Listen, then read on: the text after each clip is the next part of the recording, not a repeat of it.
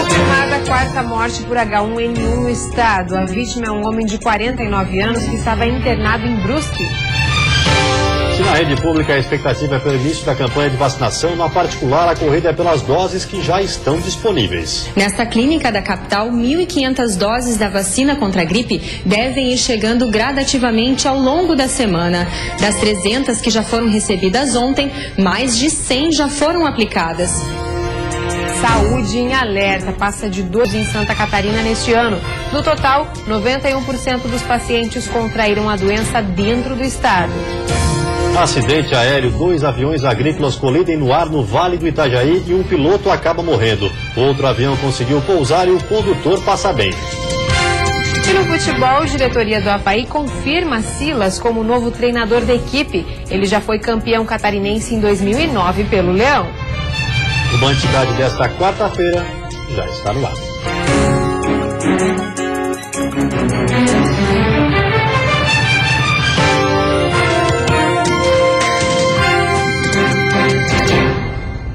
Olá, boa noite. Boa noite. Um piloto morreu após 2 aviões colidirem no ar. O acidente aconteceu em Luiz Alves, no Vale do Itajaí. O acidente aconteceu no início da manhã desta quarta-feira, na localidade de Braço da Onça, no interior de Luiz Alves, na região do Vale do Itajaí, em Santa Catarina. Os 2 aviões que faziam a pulverização de lavouras colidiram no ar. Um dos pilotos, de 60 anos, conseguiu controlar a aeronave e pousar com segurança. O avião apenas ficou com danos na asa e na hélice. O outro piloto, Edson Lisboa, de 52 anos e com mais de 20 anos de experiência em voos, acabou perdendo o controle e batendo numa plantação de bananas. Ele não resistiu aos ferimentos e morreu no local. Uma manobra errada teria provocado o acidente. 60% dos jovens e adolescentes brasileiros já se envolveram no chamado cyberbullying, que é o ato de ofender e humilhar pessoas pela internet. Para evitar essa prática, especialistas defendem que a melhor estratégia é o diálogo em casa. O jeito da Elisa se vestir virou motivo de insultos na internet. A jornalista publicou uma foto no Instagram com um vestido novo que foi compartilhada pela loja. Dezenas de pessoas escreveram comentários agressivos, criticando o estilo da jovem. São ataques para te deixar para baixo. Mas o que mais me deixou impressionada é que não tinha nenhuma pessoa que eu conhecesse pessoalmente ou até via internet fazendo esses comentários ofensivos. Acho que isso mais impressionou gente que eu nunca vi na vida, que eu nunca conversei, tendo essa atitude grosseira. Tuane também foi vítima de agressões virtuais quando estava no 8º ano. 3 colegas invadiram o perfil dela no extinto Orkut e postaram fotos e comentários ofensivos. Foi um ano de humilhações, online e ao vivo. Eles faziam aquilo, chegavam no outro dia na escola, estava todo mundo rindo de ti. Porque todo mundo sabia os perfis de todo mundo conhecia todo mundo, era uma rede social nova, estava todo mundo se integrando. Então era chato e na minha cabeça fiquei com muita vergonha. O nome dado a esse comportamento agressivo pela internet é cyberbullying. Uma pesquisa realizada pela PUC do Rio Grande do Sul, com quase 300 jovens de 13 a 18 anos, revelou que 6 de cada 10 entrevistados já se envolveram com esse tipo de prática, seja como vítima ou como agressor. Elisa e Tuane se recuperaram do bullying que sofreram na internet, mas esta psicóloga, responsável pelo estudo, alerta que a prática pode trazer sérias consequências psicológicas às vítimas, se não for coibida. As vítimas do cyberbullying, elas têm uma percepção, né, de serem defeituosas, de serem menos em relação às outras pessoas. É nessa hora que os pais de possíveis agressores precisam entrar em ação. Os pais podem ajudar nesse sentido, né, de o filho pensar, né, como ele se sentiria naquela situação. Trabalhar uma esfera assim de mais tolerância, de respeito às diferenças. Para as vítimas, o desafio é transformar o trauma em aprendizado. Eu aprendi a valorizar mais o meu estilo. Eu me sinto mais forte, eu me sinto mais corajosa. E a seguir, preocupação na saúde, confirmada no estado a 4ª morte por H1N1. E passa de 2.000 o número de casos nesse ano em território catarinense de dengue.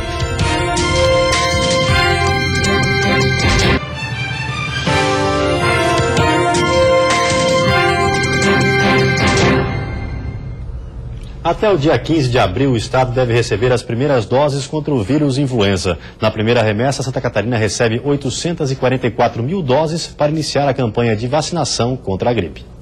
O verão mal terminou e a preocupação com a gripe já começa. Embora os dias sejam quentes e com predomínio de sol, Santa Catarina já mostra dados negativos com relação à gripe H1N1. A Diretoria de Vigilância Epidemiológica confirmou na manhã desta quarta-feira a morte de um homem em Brusque, no Vale do Itajaí, vítima da doença. Com esta, chega a 4 o número de mortes causadas pelo vírus H1N1. Outros 2 casos foram registrados em Blumenau, também no Vale do Itajaí, e um em Guaramirim, no norte do estado. Geralmente esse vírus circula em momentos onde as pessoas se acolhem por causa do frio. Mas, como está muito quente, as pessoas podem estar se acondicionando em ambientes com ar-condicionado, em aglomerações, o que também pode predispor à transmissão do vírus, né? Por isso, o estado já se prepara para a campanha nacional de vacinação contra a influenza. O Ministério da Saúde deve distribuir 48% das doses até o dia 15 de abril para todo o país. No total, Santa Catarina vai receber 1,7 milhão de doses. Todos, a partir de 6 meses de idade até 60, 80, 90, 100 anos, deve estar tomando essa vacina, porque além de se proteger, protege os demais que estão à sua volta. A vacina é criada, todo ano se faz estudos dos possíveis vírus que vão circular no planeta e se cria vacinas não só para H1N1, para vários tipos de influenza. Todo ano se elabora uma vacina nova, então todo ano tem que ter a vacinação. Se na rede pública as doses ainda vão levar alguns dias para chegar, na rede privada o movimento para a vacinação já começou. Em Florianópolis, por exemplo, é possível conseguir a imunização por cerca de R$70.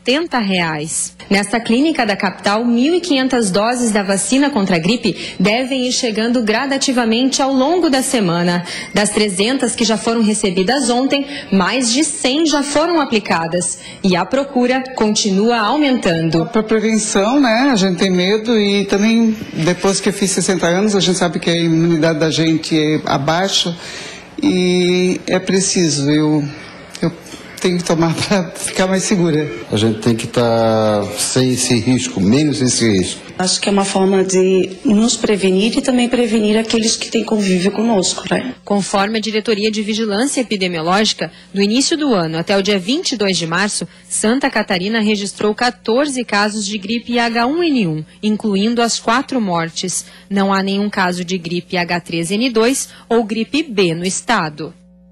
E subiu o número de casos de dengue registrados neste ano em Santa Catarina. Já são 2.204 casos confirmados da doença no estado. Destes, a maioria, 91%, tiveram transmissão em território catarinense.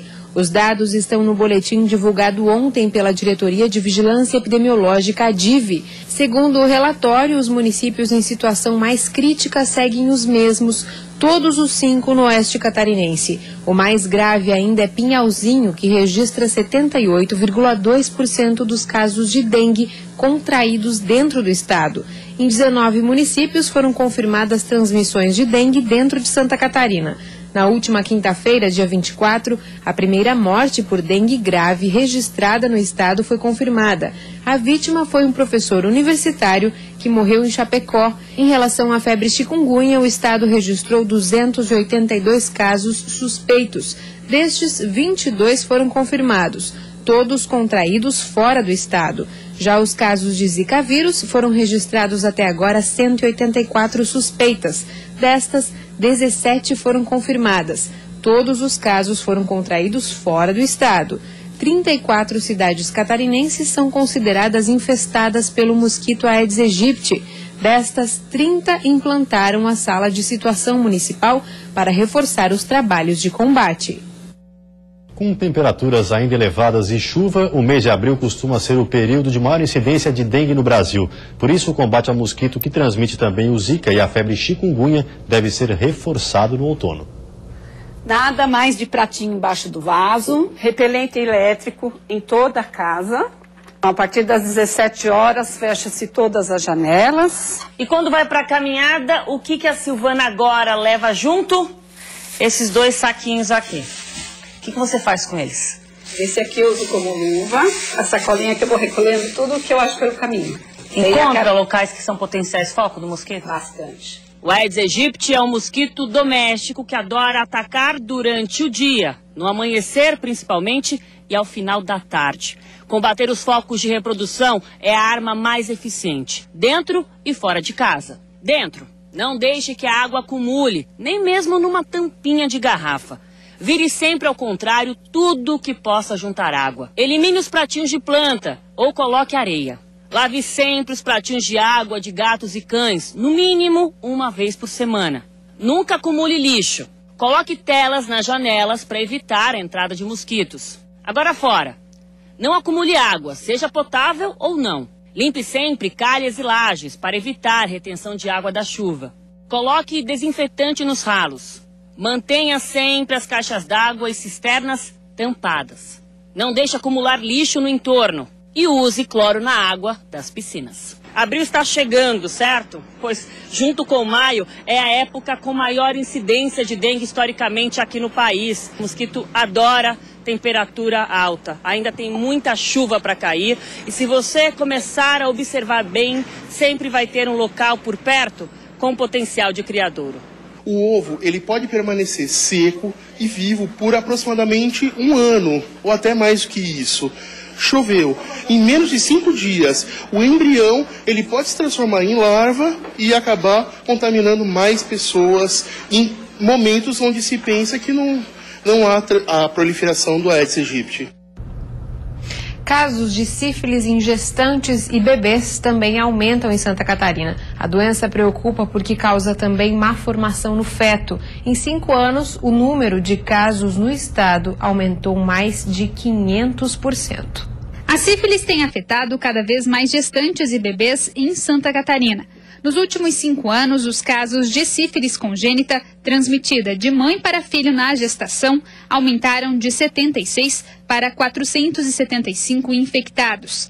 Em Lages, por exemplo, em 2015, das 75 gestantes contaminadas, 22 tiveram bebês com a bactéria. Já nos primeiros meses deste ano, mais casos foram detectados. A gente já teve em torno de 15 casos positivos, já somente de janeiro até fevereiro. Isso preocupa um pouco, Márcia? Preocupa porque a gente sabe que a única maneira da gente estar se prevenindo contra a sífilis, né, é o uso do preservativo. Isso a gente também vem fazendo grande distribuição em escala nas unidades de saúde, né, o uso do preservativo e infelizmente os números vêm aumentando cada vez mais. Para esse médico, são as mulheres grávidas que requerem maior atenção no diagnóstico e tratamento da sífilis. Uma doença infecciosa e que, se não for tratada, pode provocar a má formação do feto e até mesmo o aborto. Complicações que podem ser evitadas durante o pré-natal. A sífilis identificada no início do pré-natal, dá tempo sim, o antibiótico, que é a penicilina, pode ser usado durante a gestação e pode ser tratada essa sífilis durante a gestação, impedindo essa transmissão vertical. Transmitida por meio de relações sexuais sem proteção, a sífilis evolui em 3 estágios se não tratada. No primeiro, aparecem feridas indolores nos órgãos sexuais. No segundo, manchas vermelhas pelo corpo. E no terceiro, a doença pode ficar meses e até o momento em que surgem as complicações, provocando surdez, cegueira, paralisia, problemas cardíacos, inclusive podendo levar à morte. Para evitar que a sífilis se agrave, é preciso tratar a doença, que pode ser identificada através dos testes rápidos nas unidades de saúde de forma gratuita. Com apenas uma gota de sangue, o paciente pode saber em alguns minutos se está infectado, para assim começar o tratamento de forma imediata. A sífilis é tratada, ela é tão antiga quanto a humanidade e transmitida exclusivamente por relação sexual desprotegida, assim como outras tantas DSTs. E que cede com um tratamento básico com penicilina, um tratamento de um antibiótico não caro, né, simples, disponível no mercado. O tratamento para a sífilis é realizado de forma gratuita nas unidades de saúde do estado. E depois do intervalo tem futebol. A diretoria do Avaí confirma o retorno de Silas ao comando da equipe. E ainda, Marquinhos do Figueirense fica pelo menos um mês fora e o time busca reforços para a zaga. Nós voltamos já.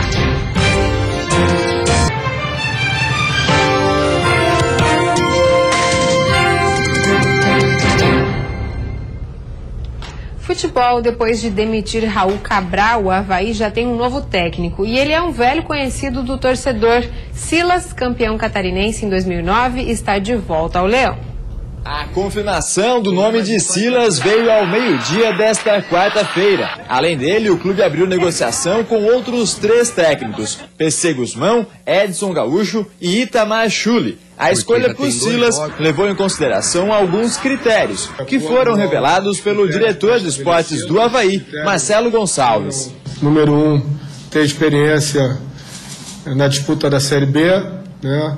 Critério número 2, ter conhecimento do futebol catarinense, em função da nossa situação atual. Número 3,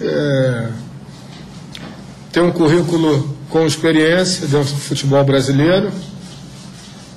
E número 4, ter o perfil para poder trabalhar dentro do projeto do Avaí. Além disso, levou-se em consideração a repercussão interna e externa ao nome de Silas, que conquistou o acesso à Série A em 2008, foi campeão catarinense em 2009 e no mesmo ano fez a melhor campanha havaiana na Série A, quando terminou na 6ª posição. O meia Marquinhos, na tarde de ontem, já defendia a contratação do treinador. Eu, particularmente, tive os 3 anos que trabalhei com ele no Avaí, foram 3 anos de sucesso. É um cara que vai vir aqui, já conhece o clube, é um cara que já trabalhou aqui, é um cara vitorioso. A apresentação de Silas como técnico do Avaí está marcada para amanhã, ao meio-dia no auditório da Ressacada. À tarde ele comanda o primeiro treino e no domingo estará à frente da equipe no jogo contra o Brusque, fora de casa, em partida válida pela 6ª rodada do retorno do estadual. E o Figueirense está à procura de reforços para a zaga. Um dos motivos é o afastamento de Marquinhos, que sofreu uma lesão séria e vai ficar pelo menos um mês sem jogar. Nos 3 últimos jogos, 3 vitórias, 6 gols marcados e nenhum gol sofrido. Com a defesa segura desse jeito, a esperança do torcedor aumenta. Mas logo num momento importante como esse, o Figueirense perde uma das maiores lideranças no sistema defensivo. O zagueiro Marquinhos, com estiramento de grau 2 na panturrilha. Não volta aos gramados em menos de um mês. A saída de Marquinhos por lesão é de fato uma perda muito grande para o Figueirense. Mesmo assim, a defesa continua sólida, segundo Gatito Fernandes, o goleiro que foi procurando espaço dentro do Alvinegro e agora garante, já quer chegar ganhando o título. É meu primeiro ano aqui, eu já quero ganhar um título, então eu tenho ainda esperança, sabendo que, como eu falei anteriormente, esse jogo é mais que importante para nós, para continuar mantendo essa esperança de chegar ao último jogo com a possibilidade de chegar lá em cima, né? Para o jogo contra a Chape, Jaime deve ser mantido no lugar de Marquinhos. Já foi assim na partida contra o Criciúma. Mas a diretoria está preocupada e busca reforços para a zaga. Rafael Lima, criado nas categorias de base do Figueira e atualmente na Chapecoense, é um nome forte. Para as laterais, outro setor que preocupa a diretoria, ainda não há especulação sobre quem pode vir. Aliás, o rumor que circula é que tem gente de fora de olho em lateral do Furacão. O Botafogo teria sondado o Marquinhos Pedroso. A diretoria nega. O que se sabe é que é hora de trabalhar com o que se tem nas mãos. Tem Chapecoense e Avaí pela frente. E Gatito está pensando na defesa, mas no ataque alvinegro também.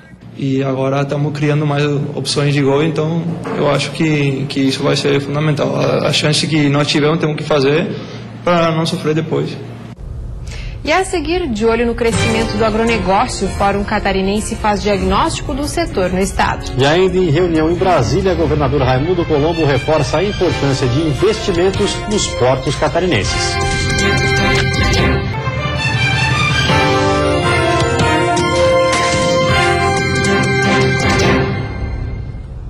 A Assembleia Legislativa discutiu hoje à tarde a situação atual e os desafios para atender às necessidades de um segmento fundamental para o Estado, a agropecuária. O setor catarinense responde por 20% do produto interno bruto do Estado. Além disso, colabora com 6,4% na soma do PIB brasileiro.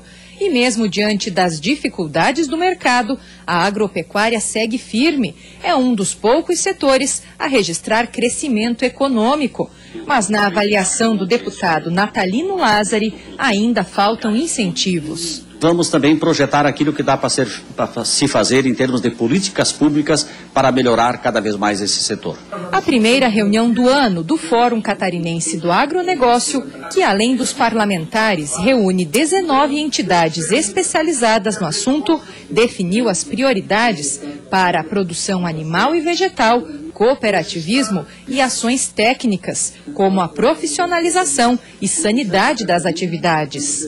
Há uma cadeia de gente interessada em resolver nossos problemas para que a gente possa exportar com valor agregado e, com isso, trazer mais divisas para o interior de Santa Catarina. A Secretaria de Estado da Agricultura participa dos trabalhos e deve lançar uma política de incentivo à produção de milho para esta safra. Com a alta do dólar, o produto, que já era escasso, passou a ser exportado e, com isso, faltou alimento para a suinocultura, por exemplo. Nós temos iniciativas para investir no aumento da produção de milho, queremos expandir a área plantada em 100 mil hectares para a próxima safra e aumentar a produtividade do milho para uma média de 10 toneladas por hectare, dos atuais 8 toneladas que nós temos, até 2019. Outro assunto sempre presente nas discussões é a urgência na ampliação de linhas para o transporte ferroviário. Além disso, quase 90% dos 5,9 milhões de hectares da agropecuária de Santa Catarina são ocupados por pequenas propriedades rurais. Cerca de 240 mil trabalhadores responsáveis por 70% da produção catarinense. Por isso, a necessidade de políticas públicas específicas é tão urgente. Daqui ainda saem resultados importantes, como a maior produção de suínos, maçãs, ostras e mexilhões do Brasil e a vice-liderança do país na exportação de porcos e aves. Quinta-feira de nebulosidade e chance de chuva em todas as regiões do estado. Na Serra, o dia amanhece com sol entre nuvens, mas pode chover no fim do dia. A temperatura não passa dos 25 graus. No litoral norte, dia nublado com chuva. Já no sul, dia de calor com sol entre nuvens e deve chover no fim da tarde. As temperaturas máximas ficam entre 30 e 31. No oeste e na Grande Florianópolis, a máxima fica entre 28 e 29. A chuva deve aparecer entre a tarde e a noite. O governador Raimundo Colombo, em viagem a Brasília, reforçou no Ministério dos Portos a necessidade de investimentos em Santa Catarina, em especial nos portos de Itajaí e Navegantes. Durante o encontro, o ministro Helder Barbalho assegurou o compromisso federal de investir 68 milhões de reais no desassoreamento do rio Itajaí-Açu, beneficiando os 2 portos da região. A obra já havia sido licitada em caráter emergencial, após o período de chuvas que afetou o Vale do Itajaí. Mas a Secretaria Nacional de Defesa Civil não reconheceu o pedido de emergência e o processo terá que ser refeito. O governador ressaltou também a importância dos portos catarinenses no enfrentamento da instabilidade da economia que afeta o país. Segundo ele, mesmo com as atuais dificuldades, houve incremento nas exportações. Como exemplo de obras necessárias, ele citou a parceria para os trabalhos que vão abranger a dragagem de alargamento do canal de Navegantes e a implantação da nova bacia de evolução no complexo portuário de Itajaí, o que vai permitir o acesso de navios de até 335 metros de comprimento. Hoje, o limite é 306. E antes de encerrarmos, vamos ver como está o trânsito ao vivo aqui na capital. Você vê imagens das pontes que fazem a ligação entre a ilha e o continente. Movimento intenso nos 2 sentidos com lentidão. Na Grande Florianópolis faz 23 graus neste momento. E você fica agora com o Jornal da Band. Uma ótima noite a todos e até amanhã. Uma boa noite para você. Até amanhã.